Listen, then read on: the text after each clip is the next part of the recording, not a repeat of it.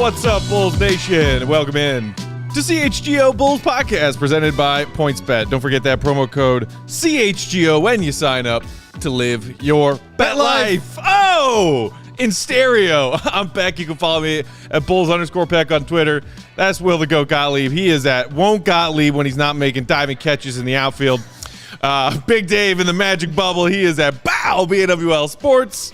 We are CHGO_Bulls. We got our pal and our producer Joey rocking the scenes behind the controls. Happy Tuesday, everybody. We got to talk about some fun stuff today. And by fun stuff, I mean the Bulls getting ranked basically in the middle of the pack in Bleacher Reports' latest NBA rankings. And these come with the extra detailed stipulation of the best starting fives, projected starting fives for the upcoming 22-23 NBA season now that the draft is over and that free agency dust has settled. So we are going to get into that. We'll also touch on this interesting conversation that Zach Lowe and Chris Herring had on Zach Lowe's podcast that was released earlier this morning, yesterday. The most recent episode of the Lowe Post. They talk a lot about the Bulls, what they're doing and juicy. What they aren't doing. Juicy, you say? Spicy. Juicy and spicy. It was a spicy juicy drink. Big Dave, are you a fan of juicy, spicy things? Well, you know, I like spicy margarita. Papaya, oh, that's one spicy papaya. Well, Big Dave, how are you in the Magic Bubble? I'm doing well. Will, do you have any tips for me in the Magic Bubble? Because you spend more time here than I do. Are there any tips I should have for being in the Magic Bubble? I'm looking for tips from you because I have to sit next to Peck today. I'm just not sure how to. We don't have that kind of continuity. Continuity is so important, as we all know. Are you worried about collateral damage? You think I'm accidentally gonna flail and smack you upside the head or something? You know, you just never know. You never know. One, you're right. He is a flailer. So yeah, that's a thing. I could get hit with a flying hat. You never know. Yeah, a hat's going flying. You know, like that and everything. Yeah, just let Matt, lead and. Let him yell. When he's ready to yell, you just let him go, and you let that happen. And, yeah, you just continue to focus on the trophy in front of you, and you'll be fine, and watch your water. Make sure your water's not the other benefit of Big Dave taking a turn to be in the Magic Circle instead of here is that Will and I are the ones who get to enjoy your mini AC unit that you keep at the office. Because I don't know if you can tell, but it is hiding right behind the Zach LaVine jersey on our coffee table right now. We got the misting setting on. Oh, it feels good. Let me tell you, man, it made me feel so good that you all are using that. I feel like, a part of me is still there and with you guys and still helping you guys out, even though I'm not there physically. So it makes me feel good that you guys are enjoying that and it is helping. Because I know Will is doing it because, I'm sure his thighs were on fire from yesterday. We all saw the video. Joey, I want to see the clip. I'm mad you ain't got the clip ready to go, Joey. This dude making that catch. That's what I'm upset at. That should be ready to go. You are absolutely right. It seemed way more athletic in my head than it looked. Dude, it was still impressive. In the goggles. It was a diving catch. That was some angels in the outfield shit. Absolutely. More like a collapsing catch. Yeah, and I gotta say, I hate to do it to him, but you did a heck of a lot better job than Hurt when he was trying to make his diving catch in the outfield. Rest up, Herb. I hope that shoulder's not too jammed up today. Body's on ice. Ooh, that was a rough fall. But you said you think you pulled something yesterday. Oh, I definitely pulled something. Definitely pulled something. At least one thing. So that's two of us here from the Bulls crew. Big Dave, you got to play at least one of these games before our softball season's over, and you got to pull a muscle to really be part of the family. I don't know about that one, but I definitely have to play. And what's wild is this. Yesterday was going to be the game. I was going to be there. We all were going to be there. And that was the game. I got it. I got the video. Okay. Joey found the video. So this is from our pal Nick from CHGO Bears wearing his video sunglasses in the outfield. I don't think the sound is going to work on this. Boom! Just rips one. Gottlieb on track. Oh! Look at that! Bro, that is so cold. They still tagged up though and got to third, so that sucks. But such a nice. That's still a very impressive catch. Look at that! Come on, man. I actually did have to move quite a bit to go get that because we were shifted so far. Dude, they were peppering left field. Poor Go was just to me. doing his best to track down a whole lot of fly balls. I feel like I was long. shooting game-winning free throws at the end of a game, all 7 innings of that. My heart was just pounding. Gottlieb and I were playing coming. catch beforehand. You really, you hurt my finger. Did I really? On one of those long tosses, I came back to the dugout. I was like, God, my killing today. Sorry, Dude, man. even those soft 16 inches, if you don't catch them properly, they can jam you up. Our first baseman, Ben, is on the DL with broken finger. But all right, back to the Bulls. Yeah. All right. So yeah, that was that. CHGO softball doing our very best to not lose by a million last night. We have won. We're one. We started 1-0, and we haven't won since. But that's okay. Sounds about right. You know, got to at least get one more W this season, and then improve next season. It's our first season as a team. We need to come together, just like the Bulls. I have a question. Does everybody go to the playoffs, or we're just out the playoff contention? I don't know. I think the schedule says quarterfinals, semifinals, and then championship. Okay. And if there are only 8 teams in the league, then that would mean quarterfinals. Everybody goes. They But I better think that hope. They better hope that not every team goes to the playoffs because we're going to be a tough out. Nobody wants to see us in the playoffs. That is not what I thought you were going to say, Joey. I love the positivity. I'm with him, Joe. You know I love that. All right, guys. So Bleacher Report put out these rankings. Let's talk about it. Are we ready to trash my former employers? Yeah, let's do it. Let's do it. Because sometimes Bleacher Report puts out stuff that is very entertaining to me, and then sometimes Bleacher Report puts out stuff that I think is absolutely hot trash. And then there's stuff like this that's just, it's not trash and it's not super entertaining, but it is something that maybe would trigger Bulls fans. But to me, it's kind of like they nailed it. So this is the best starting fives rankings, projected starting fives for this upcoming 22-23 NBA season. Joey, if you would, let's take a look at the Eastern Conference teams that they have ranked below the Bulls starting fives, so AKA worst starting fives than the Bulls. You got Detroit, second to worst in the NBA at 29, Orlando at 28, even though, they're up and coming. Watch out, Orlando Magic. 23 for the Pacers, who didn't end up with Ayton and really don't have a whole lot going on there after the Sabonis trade. Halliburton, he is a player. You still got Wizards hanging out at 22 with Bradley Beal on his new big, gigantic no-trade contract. Monte Morris, man. Ooh. You got Hornets at 20.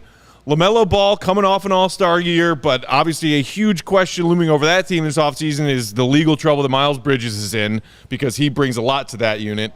And then the Knicks at 19. The Bulls come in at 18. So that's 6 teams in the East that Bleacher Report has ranked as not as good starting fives as the Bulls' projected starting five, which they have as the starting five from this past season before people got hurt. So they have the Bulls at 18, and the Bulls starting five, as you would probably assume, is Lonzo Ball, Zach LaVine, DeMar DeRozan, Patrick Williams, and Nikola Vucevic. There you see it on your screen right there. So let's start with this, gentlemen. Any of those teams ranked below the Bulls that you think their starting five coming into this season is better than that starting five that is showing for the Bulls right there? No. Charlotte, New York. I think Charlotte is maybe the one that you could argue. They'll have Gordon Hayward back, like LaMelo, Rozier, Hayward, PJ Washington, and Plumlee. Mark Williams probably slots in at center eventually. That's a really solid one, but there's not a lot of star power there outside of LaMelo, obviously, and I think they're going to really struggle defensively. So they've got like a fun starting five. If we're talking about like league pass rankings, they might be a little bit higher, but I don't think they're better than the Bulls. Dave? Yeah, no, I don't think any of those are better than the Bulls or should be over the Bulls, but the only one I had a real big issue with was the Lakers, and it's just because I think when you've got LeBron James and Anthony Davis in your starting five, you're a top 20 starting five in the NBA. That's just how I feel. When you got 2 of the top 75 players of all time on your team, and then you throw Russell Westbrook in, and we understand what they looked like last year. We get all that. But a LeBron and Anthony Davis squad is not below 20. Like, they should be over 20. They should be over the Knicks. And maybe I'm just hating the Knicks. You know what I mean? Maybe that could be an argument here. but I don't think they should be 19. I think they should be a little bit lower than that. It is crazy that the Knicks are ranked above the Lakers, and the Lakers have those players that you mentioned. However, that trio played for the Lakers last season, and they didn't even make the play-in tournament.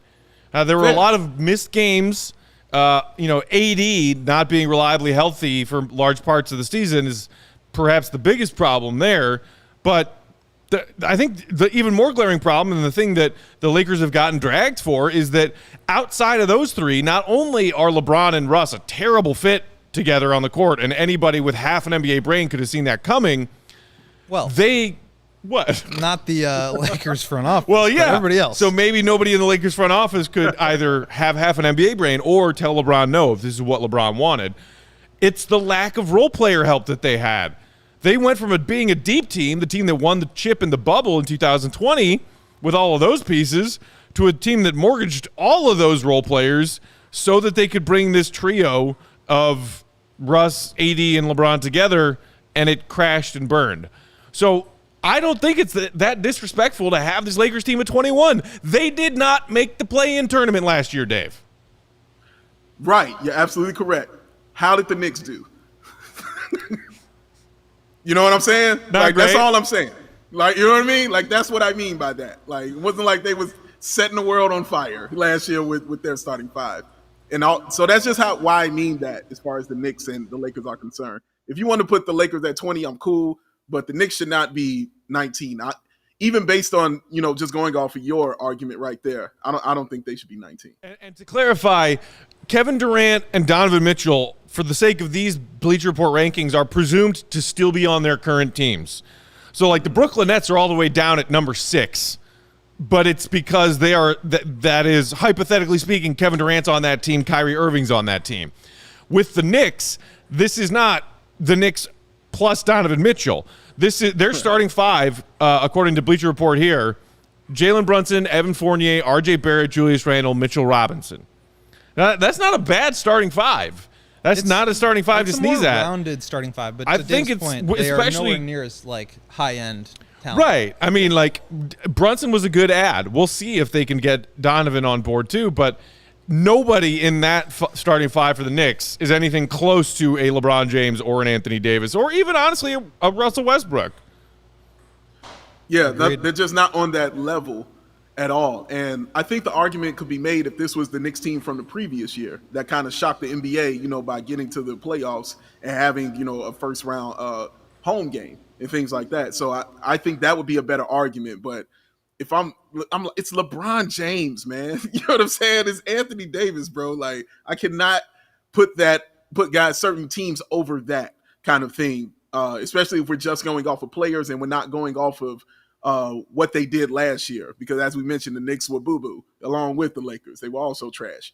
So based off of that, yeah, LeBron, I think he should deserve that. And yeah, that's the only one I have a real issue with. Fair enough. So in this Bleacher Report rankings, they mention if this fivesome, the projected fivesome of this upcoming season, did play together this past season, what that fivesome's net rating was. And with the Bulls, Lonzo, Zach, DeMar, P-Dub, and Vooch, the net rating was a plus 11 last season. Which is unbelievably good. It's real good. Plus 11 net rating, real freaking good. But it came on just a grand total of 135 possessions. Across the entire season, only 135 possessions did those five guys share the floor together, because Patrick Williams gets hurt in whatever that was, game 5 or game 6, out of the gate to start the season. And then you got Lonzo Ball missing for a stretch here. You got Zach missing a stretch here. DeMar and Vooch were the two most, iron horse guys on the team last season, but even still, a grand total of 135 possessions. And whoever on Bleacher Report, threw this together mentioned that if this group of five plays together more this upcoming season, defense will be an issue, because DeMar's never been good defensively and he's a year older. Vooch has never been great defensively and he's a year older. And they also mention the giant question mark that is the availability of Lonzo Ball being another reason why they are a bit cautious about ranking the Bulls any higher than they have them here at 18. What do you guys think about that as the logic behind where the Bulls ended up in these rankings? I think it's pretty fair, to be honest. I mean, you do have to factor in the health. This is something we've talked about a ton. What I will say is I don't think this is the Bulls' best lineup. I think the best lineup is probably the one with Caruso in for Patrick Williams. So maybe that one goes a little bit higher. But, I mean, it's hard to argue with a plus 11 net rating. And the fact that only, I think, 3 or 4 lineups had a higher net rating. Now, a lot of them haven't played together yet and could end up with a better net. But for me, that is an argument that they should be a little bit higher. But I think when you project it out, to your point, Vooch is probably, you know, not going to play much better this year than he did last year. Hopefully he shoots a little bit better, but defensively, like, he's getting older. He's always been a little bit slow. DeMar, hard to see him playing as well as he did last year. Hopefully it's like, you know, 95, 96% of that, but it could be less than that. Lonzo sounds like he's not even going to be ready for training camp. We just don't know. And so I think you have to factor in all of that uncertainty, and that for me pushes you down a bit. And so when you look at it and you say there's all this room for risk and for like getting worse, and the only thing that you have that could say, well, maybe they're much better is Patrick Williams taking a huge step forward. And that could happen, but I don't think that cancels out all the potential risk there. So for me, 18 is not super unfair. Obviously, like, there are some teams ahead of them that you could argue should be below them, but I think approximately that's right for me. You know, when I saw it, like I see any list, I immediately go into it ready to argue where the Bulls are, no matter where they are. I immediately go into it with that mindset, ready to tell you, no, no, no. You know what I mean? Because that's just the fan, you know, in me like that. But then logic always takes over, and then I read the article, and then I'm okay. It was the same thing with this. When I saw it at 18, I'm like, what? No, what? Are you kidding me? You know how good they were? You know, these guys on the floor together are incredible. And then immediately I look at the people ahead of them. And I remember I looked at the Pelicans. I was like, the Pelicans, man, come on. There ain't no way. And then I looked at that starting five, and I was like, ooh, that's pretty disgusting. So I can't and the Pels starting five is pretty nasty. Yeah, that is absolutely disgusting. McCollum, Herb Jones, Brandon Ingram, Zion, and Jonas Valanciunas. Like, that's to the injury point. Like, can you really, in the same way that you can't really factor Ball to be fully healthy, can you say that about Zion? So, like, there seems to be maybe a little bit of like moving the goalposts in terms of like who you project out to be healthy. And Zion is supposed to be ready to go, so that's maybe the difference. But I think also it's because of the success that we saw the Pelicans have in the postseason, just of how they played. You know what I mean? Like, they got on the nerves of the Phoenix Suns. They definitely got on their nerves. And yeah, might be. But I think that had it factored in as well. Whereas the Bulls, you know, just got stomped out as we all predicted by Milwaukee. So even though that starting five, you know, wasn't the starting five in there, I'm just saying that taste might have been in their mouth, because that starting five for the Pelicans wasn't this one either. You know what I mean? So I think that's why. But also looking at Portland's, I think I can argue being better than Portland's starting five, but I don't feel like it was a necessary argument to make, because I'm like, going from 18 to 17 wasn't a big thing to me. So for those of you who haven't seen it, the Blazers projected starting five in these BR rankings: Dame, Anthony Simons, Josh Hart, newcomer Jeremy Grant, and Nurkic at the five. To me, that's a toss-up. If you're comparing that starting five to the Bulls starting five, I might argue that the Bulls deserve a little bit of an edge there. Yeah. But, like, again, Dame missed almost all of last season and didn't play well when he was healthy. They've never played with Jeremy Grant before. You don't know what that's going to look like. Nurkic has not been fully healthy for a season in, like 5 years. I mean, yeah. I think there's injury risk everywhere. So you kind of have to either, like, rate that the same or just factor it out. And if you're factoring it out, I think the Bulls, you have to put them a little bit higher. Yeah, and also because of the success you saw the Bulls starting five have. You know what I mean? Like, you saw it. You saw that they were one of the best starting fives in the NBA when they were going and they were doing their thing. So based on that alone, I thought that they should have been a little higher than Portland. But it's not something I was really to, you know, put my nose to the grindstone and go to work and argue that hard and deeply over. But just hearing Will have some passion on it just kind of gave me some fire. A little bit like, you know what? Yeah, maybe I do hate this. Yeah. But because I think you're right. Well, like, you can't sit there and say that, and then they don't have Portland doesn't have the same success with their starting five. Dame Lillard did not have a great year at all, like you stated. Nurkic is always hurt.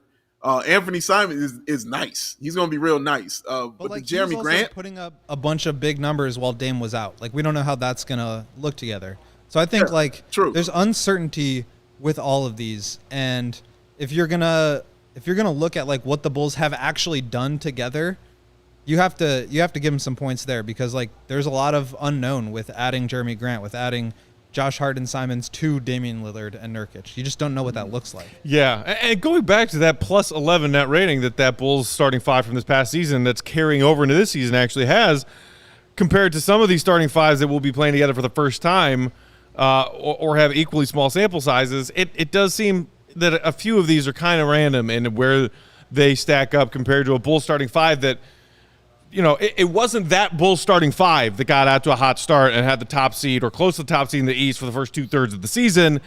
It was the Bulls as a whole, because that starting five includes Patrick Williams, who was gone from Game 5 on. So there is that detail as well. All right, we want to take a closer look at some of these other teams, especially Eastern Conference teams, whose starting fives come in ranked ahead of the Bulls coming up next. And if we have any issues with any of those teams and how the Bulls stack up against those starting fives, we'll do that next in just a minute. But first, today's episode brought to you guys by our great friends at PointsBet. The best way to support CHGO is to download that PointsBet app and use promo code CHGO when you sign up. If you do that right now, you're going to get 2 risk-free bets up to $2,000. But that's not all. If you make that $50 or more first-time deposit at PointsBet when signing up, you get a free membership to CHGO. Hello? It unlocks all of our amazing web content, including the latest Gottlieb mailbag that is up now on allchgo.com. You'll even get a free shirt of your choice from the CHGO locker, including the newest merch that just dropped like a couple weeks ago. I was rocking my Skyline shirt to our softball game last night. Looks dope as hell. That's $2,000 in free bets, free CHGO membership, free shirt from the CHGO locker, all for just a $50 first-time deposit at PointsBet. And you want to put that $50 in anyway so you can have fun and play and win some money. It's your home for live and play betting, and it just got even better. See an edge in the game you're watching. Is your favorite team primed for a comeback? Don't just watch the game, bet along with it live. More live betting, more live markets, faster live cash outs. That's the part where you get your money. Follow along with your bets the moment they hit. Stay in the action live all game long. Download the PointsBet app right now using promo code CHGO. So what are you waiting for? It's time to elevate your live betting game like GOAT elevated into the sky, making a diving catch on the softball diamond last night. Once the game starts, GOAT, don't just bet. Tell the people. You live your bet life. Shit easy. You ever seen a flying? You're dropping stuff too now? Nah, dude, it's just a bottle of water. I just dropped my computer. That was not a good look. Before we went live, he tried to set his laptop down on the coffee table and just missed and dropped his laptop on the floor. We're fine. Sturdy hardware. Are we? Here. Did you get a concussion when you were making those diving catches last night? I think so. I'm still seeing stars. I'm seeing the James Webb telescope photo out here. It's all blurry. That was a terrible time to take a big gulp of water. Okay. Yeah, that was a good one. Can I say something real quick about Bulls lineups? I mentioned this before. The best Bulls lineup, Ball, Caruso, LaVine, DeRozan, Vooch, the closing lineup, was plus 20 points per 100 possessions. So that's pretty freaking good. Yeah. I think you might put them a little bit higher.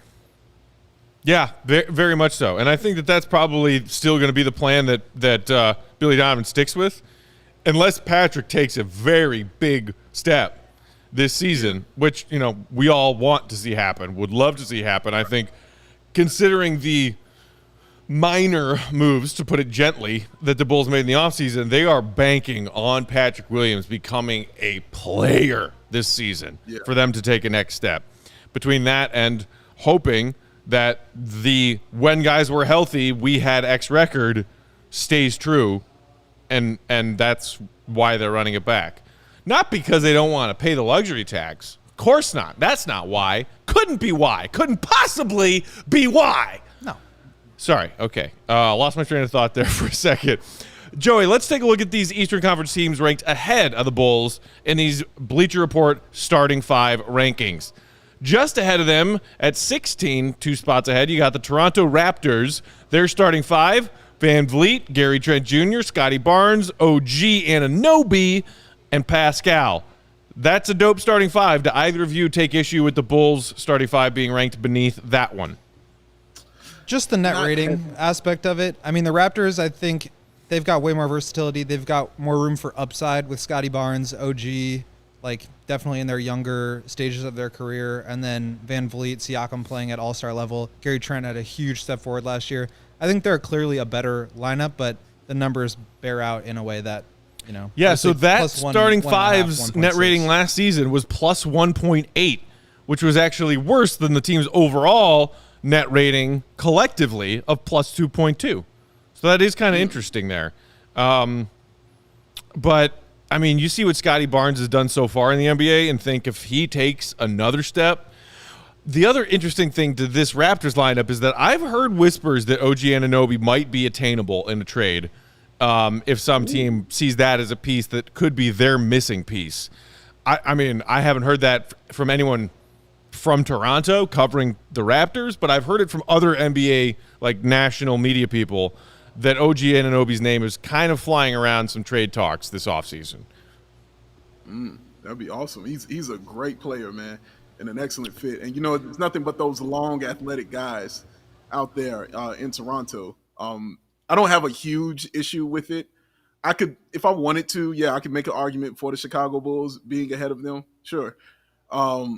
But I'm not completely just, you know, upset about it because of the respect that I have for the Toronto Raptors and their starting 5 and just how good they are. I still remember that Bulls game when they put that defense on them in that fourth quarter and how the Bulls almost lost that first game playing against them because the game should have been over. But Toronto just immediately started clamping them and getting on their nerves with that length. It was just completely bothering the Bulls. And, they're just honestly a fun team to actually watch. And they're the kind of team that Will would build. You know what I mean? Just that long athletic team. You know what I mean? That long athletic team without a true center. You know, right? A lot of switchable guys. You know what I mean? That could do so many things. That versatility that they have, and it's fun brand of basketball to watch. So no, I'm not completely just upset that they have them over the Bulls. Miami Heat coming in at 15. Starting 5 projected for them this upcoming season: Kyle Lowry, Max Strus, Duncan Robinson, Jimmy Butler, Bam Adebayo. Now, the Heat are theoretically still not giving up on the idea of finding a way to bring Kevin Durant in because they are one of the 2 not mind going to. And, like, meanwhile, I think the Heat are trying to trade Duncan Robinson and get a first-round pick for him, like, because they think he's worth that. I don't. But there he is in their projected starting lineup, along with former Bulls legend Max Strus, who like actually gave that Miami Heat team quality minutes down the stretch of last regular season and into their playoff run when they were shorthanded. I have no issue with this starting 5, assuming this is the starting 5 being ranked ahead of the Bulls, mostly because of, you know what? As I say that, I think that's a tie. Like, I would not immediately take this Miami starting 5 over the Bulls starting 5. Dave, you're nodding your head. Yes, come join me, my friend. Yes, come join me. I understand why they have the Heat over them, and I get it. You know what I mean? Makes all the sense in the world. They did finish as the number 1 seed last year. Right, right. You know what I'm saying? Completely get it. You know what I mean? And they continue. They whoop the Bulls' ass every time they play them. We complete with a dude I had never seen before that I now know the name of Gabe Vincent. And I can't believe I'm saying that name and I know him because he was just destroying the Bulls. And Dedmon out there looking like Olajuwon. You know how I lost my mind about that game, man. Watching Dedmon just give it to Vooch. Oh, my God.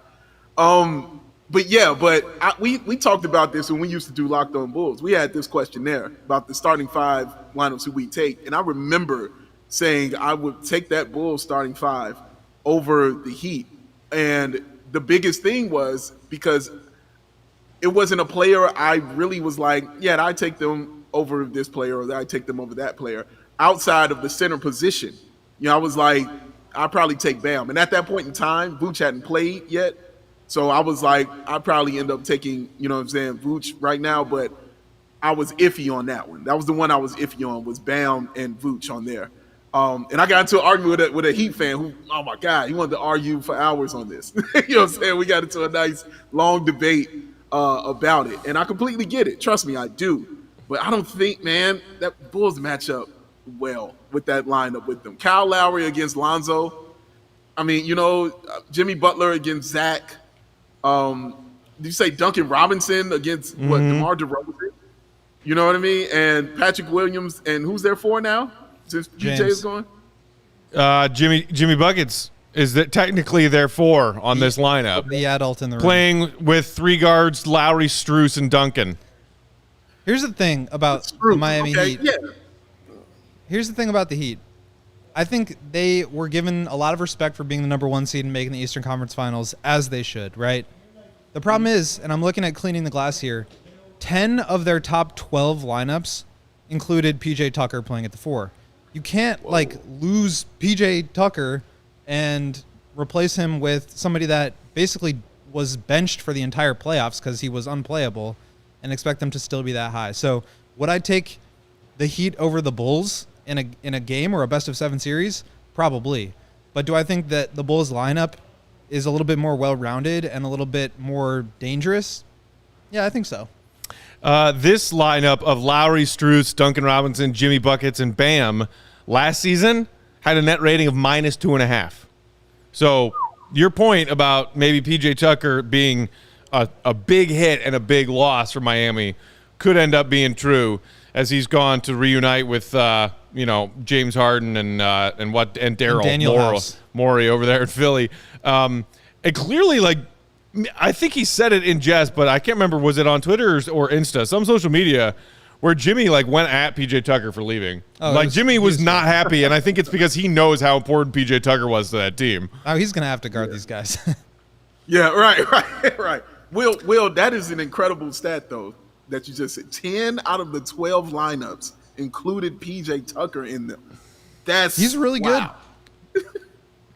All right, now we come to two teams in the East ranked above the Bulls that I feel like Bulls fans might take the biggest issue with them being ranked ahead of the Bulls, and that is the Atlanta Hawks at 13 and the Cleveland Cavaliers at 11.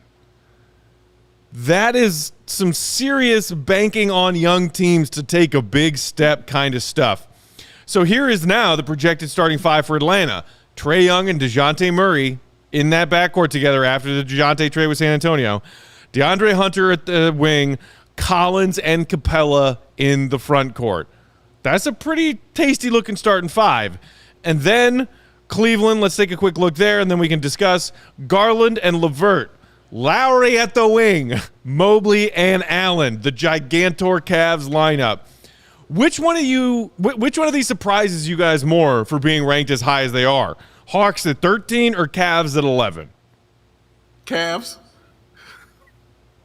Go ahead. Expand upon that if you would. Oh, look.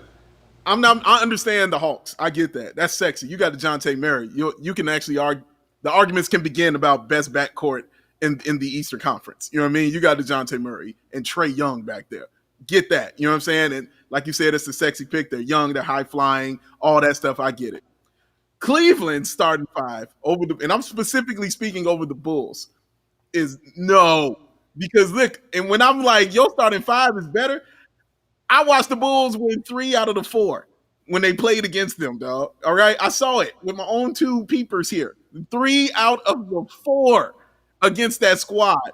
And they're almost a top 10, and they're a playing team?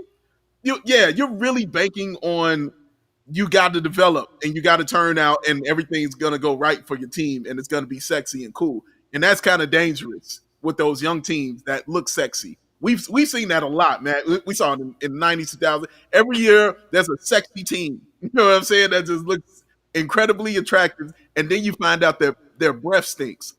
You know what I mean? And it's like, yo, man, like, there's something wrong with this. There's something going on.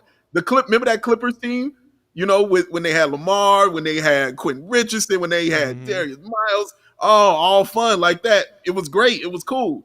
Did not work out. Could not really get down and beat anybody.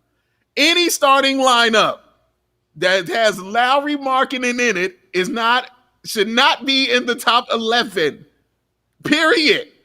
That should not be the case. They are not better than the Bulls starting 5, dog. Sorry. They just not. They're sexier, but they ain't better.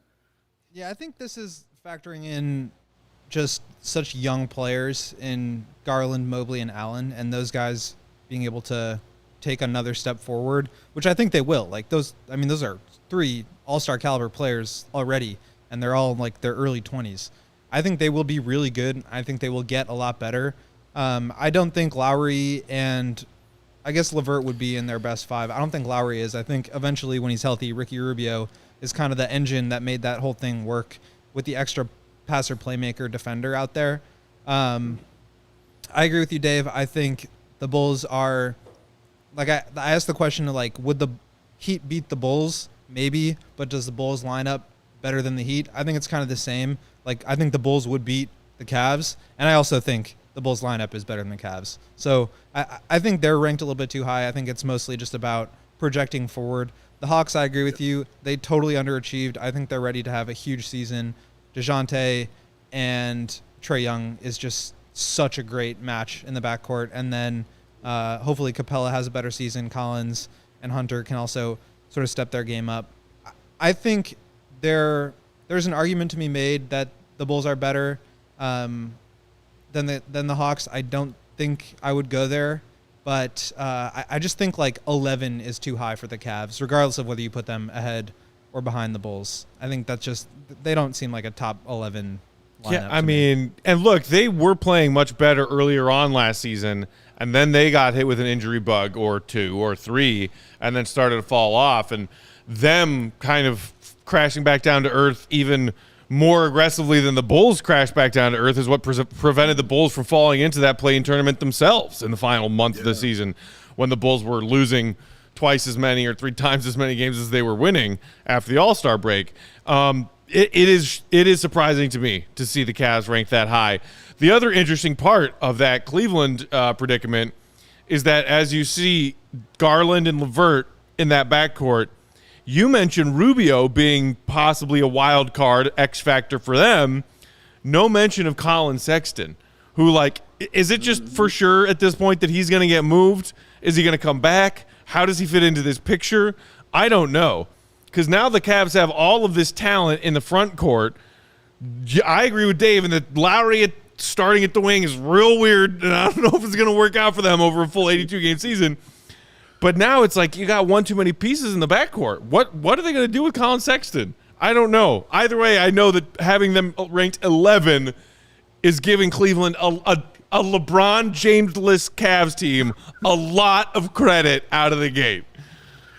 Yeah, I agree with that. And I think Sexton's out of there, personally. I think he's going.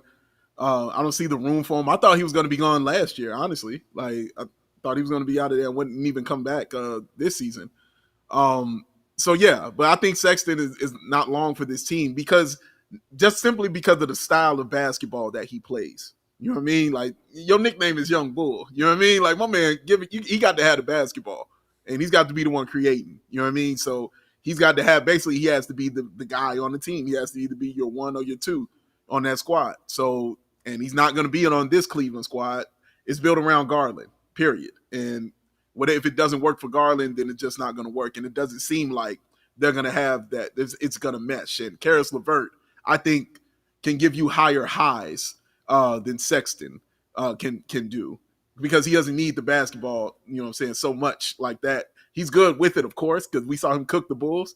But, yeah, he doesn't need it like that as much. But, yeah, man, like Lowry is the thing, you know, and, you know, it's my guy. I love him. I loved him, all right? I loved him, all right? I did. That was my guy. But that's the whole thing of this for me. Having him in your starting 5, and you can't have that kind of starting 5 where you're just going to be taking on the NBA's best and say you're you're one number away from a top 10 lineup in the NBA, and Lauri Markkanen a part of that. It don't sound right. It just don't feel right or sound right. But we'll see. You know what I'm saying? How it goes for him. He's definitely comfortable in Cleveland. It's not on him as much as it was here in Chicago. He definitely had those games, Matt, where he flashed, which we know very, very well. Lowry has those games where he flashes and you think, oh my God, you know what I'm saying? This is the one. And then he's like, no, I'm good. You know what I'm saying? I'll come back down to earth like that. So, but yeah, man, like it's going to be interesting to watch them and see how that works out. But I just don't have that belief in Lowry being the guy on a starting five that is that close to being a top 10 starting five. Yeah, to me, this just speaks more to the upside that Mobley and Garland have specifically, but also Jared Allen. Like, those three, that is such a good young core. I think they're only getting way better. And, like, for me, when you project out the Cavs, I think it's safe to say they're going to get better, whereas if you project out the Bulls, I think it's pretty up in the air, right? Just because of the health, because of the age, because of the defensive decline, because of how well DeMar played last year, and just like the odds of him maintaining that. I mean, DeMar was like top 10 player in the league last year for the first time in his career at age 32. Yeah. It's just, if he's not that, I don't think the Bulls are anywhere close. That's fair. All right, so let's quickly just look at the last bit of these rankings with the best teams in the East getting closer and closer to the top 10. So you've got Milwaukee coming in at 9. And interestingly, Captain Dipshit, a.k.a. Grayson, is included in this projected starting lineup. Holiday, Grayson, Middleton, Giannis, and Lopez, which had a minuscule sample size together on the floor last season, but that minuscule sample size resulted in a plus 21.7, which is wild. They're basically bringing back their same crew. I don't know why they have their starting lineup as this. Maybe Bobby Portis being in there instead of Grayson. I'm not sure. But, a good team, not like a super, like other than Giannis, not a super intimidating starting five. So they've got them ranked beneath Brooklyn, but while also saying basically asterisk, this five-man collection is fiction. Kyrie, Seth Curry, Joe Harris, KD, and Ben Simmons as the starting five. Maybe that happens. Maybe it doesn't. It's weird that they have them ranked as high as they do while also admitting that there's a good chance that fivesome is not what Brooklyn trots out there to start the season. Then they got the Sixers at 3. Listen to this starting lineup for Philly. Harden, Maxey, Tobias Harris, PJ Tucker, Joel Embiid. Dear God, that's not fair. It's nasty. That is vicious and disgusting and wrong. And oh my God, that's terrifying. It's so much switchability. It's so much size. It's so much length. And then it's freaking Harden and Embiid. Like, what? Oh my God. Ooh, and a then, healthy Harden, too. Yeah. And it's also like the shooting around the Harden Embiid pick and roll. Like, Harden's not the same 35 a night scorer that he was 3 or 4 seasons ago now. But like, when you're talking about unstoppable plays, Harden Embiid pick and roll has to be towards the top, if not the very hardest thing to stop in the entire NBA, because what happens if you go under the pick and roll? Harden is going to shoot a 3, an open 3. What happens if you go over? You got a 2-on-1 with Harden, pocket pass, lob pass to Embiid. What happens if you switch it? You put Embiid in the post on a guard. Like, there's no way to stop that, and you can't help because of Maxey, Harris, and Tucker, all 40% three-point shooters on the perimeter. Like, that is just unguardable. And we'll get to it after we talk about the number 1 team in the East, but this is I think where my question marks and confusion and frustration lie in the Bulls offseason. That best team in the East being the team that represented the East in the NBA Finals last month. It is the Boston Celtics coming in at number 2 in these Bleacher Report rankings with that same starting five. Marcus Smart, Jaylen Brown, Jason Tatum, Al Horford, and Time Lord Robert Williams III, which, by the way, in over 900 possessions last season, largest sample size of any of the fivesomes in this Bleacher Report ranking, had a plus 24.3 net rating. in over 900 possessions. So that is legit sample size and an outrageously positive net rating. That Boston team is good. And they were doing that for the back half of last season. Is why I picked them to go to the finals, and they're bringing everybody back. Flex. They are so good. I mean, this is what we saw in the finals. They are so good that they just absolutely smoked everybody in the regular season and for most of the playoffs, and they just didn't let up leads. Like, a lot of times you see a team go up by 30, they put all the starters on the bench, and then the lead gets whittled down to 18 or something, and that's the end of the game. No, the Celtics' depth and quality of their starting five allows them to just absolutely smoke everybody from wire to wire. And then you put them in a position against the Warriors in the finals, and even like the Bucks and the Heat to a certain extent, where they had to win close games, and that's where you saw them struggle. But that's just not going to happen every night. They're so overwhelmingly talented on both sides of the ball. Their defensive unit is just unbelievably difficult to score against with the switchability and the rim protection. And then just Tatum and Brown being able to outscore anybody in the league. Like, they are just so freaking good. They added Brogdon and Gallo. Oh. Their depth is unreal. Like, this team is just so good. And now they have that experience and that hunger from being killed in the finals. And really, like, you know, they were up 2-1. They could have easily won the finals, and they had to eat that loss. And I think that's going to make them even stronger. Here's what's really mean about them. Marcus Smart is the defensive player of the year, and he might not even be the best defender on the team. You know what I mean? Yeah. He might not even be the best defensive player on the squad, and he's defensive player of the year. They're terrifying, you know, and I think it was the things that you just said at the end, the pieces that they added, you know, are perfect fits for them. You know what I mean? Like, that's how you create that depth, you know, like you get those high caliber players, but you don't have that same high dependency on them. That makes them even more lethal, you know, because you're not worried about, oh man, I need Gallinari to come in and do this every 5 nights. They don't even need it every 5 nights. They don't even need it every 10 nights. They just need it for the playoffs.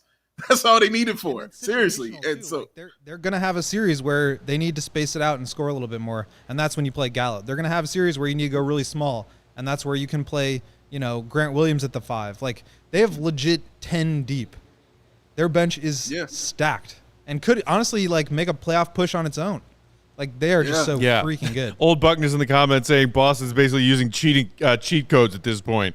Dude, yeah. When they returned the same core that got them 2 wins away from an NBA championship and then added Malcolm Brogdon to it. And, you know, Gallo, which is – and I've heard from a couple of different outlets now that he actually chose the Celtics offer over the Bulls offer.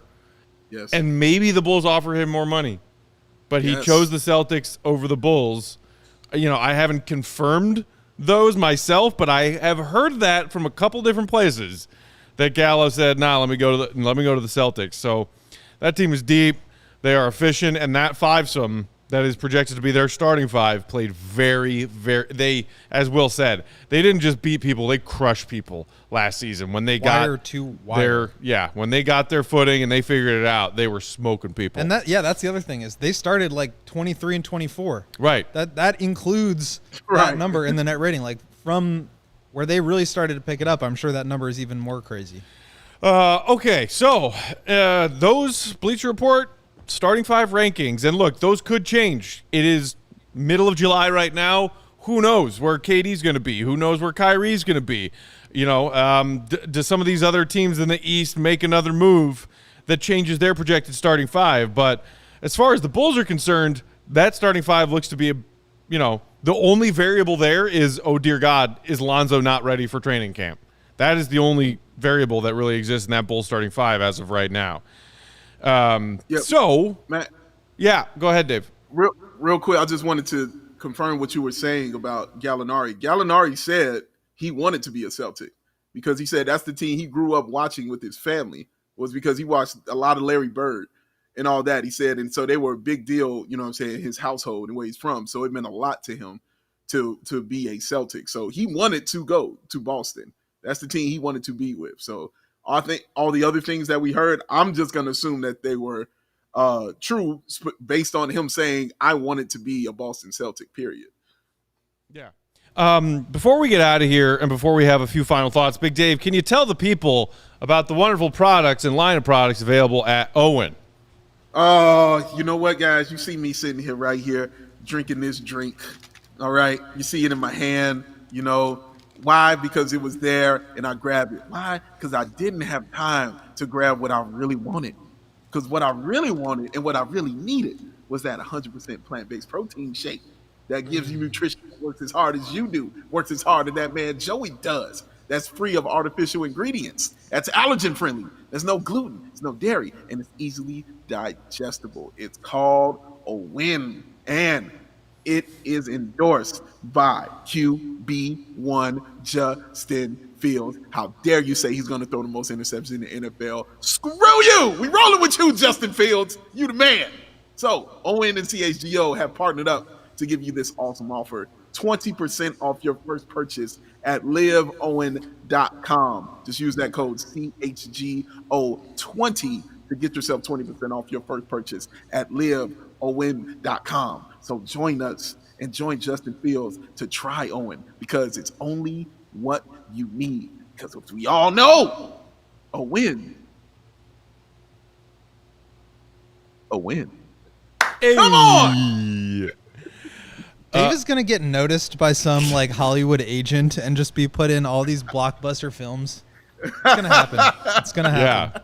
Yeah. Your And day then is do coming, and then Dave. do all of the voiceovers for all the commercials that lead up to the previews in the movie theater before the movies that he's in. Oh, dude, that would be awesome. I would love to do that. Oh, man. Like, do commercials for at the movie. Yeah, in a world. Let's Man, I all miss the go to the 90s. lobby. Dude, same. All right, so let's we can look at a couple of comments here before we get out.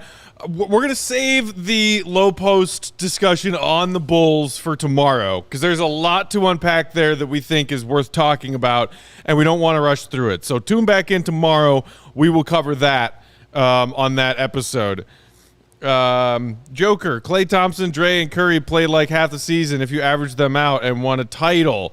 Saying, I'm not mad the Bulls are 18th. Bulls finished 6th. A lot of teams were injured last season, not just us.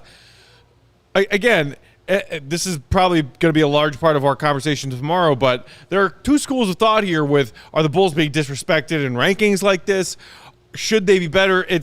Did they not do enough this offseason because other teams at the East got better, other teams across the league got better and made more aggressive moves to do so? Or did they not make more aggressive moves because, when healthy, best record in the East? Those are basically the two schools of thought going on among Bulls Nation right now. They each have points of logic that make sense, and they each have detracting points of things that aren't logical. I understand that the Bulls ended up smack dab in the middle of the league in rankings like this. It makes sense to me. There's a big question mark about one of their key starters, and they are a team that looked pretty good when healthy and fell off hard when they weren't. And even when they were healthy, let's not forget this, winless against the other best teams in the East. Could not beat the real competition in the East. They stacked up wins against garbage teams all season long. So nobody's giving them credit because they fell off and they got bounced at 5 in round 1. All of that makes sense. It does. It makes total sense. And I get it. And, when you're so hard one way or another, the truth usually lies in the middle. And that's what it is with the Bulls. They're right in the middle. They're not the best team in the East. They're not the worst team in the East. And we saw both. You know what I'm saying? You saw both of that.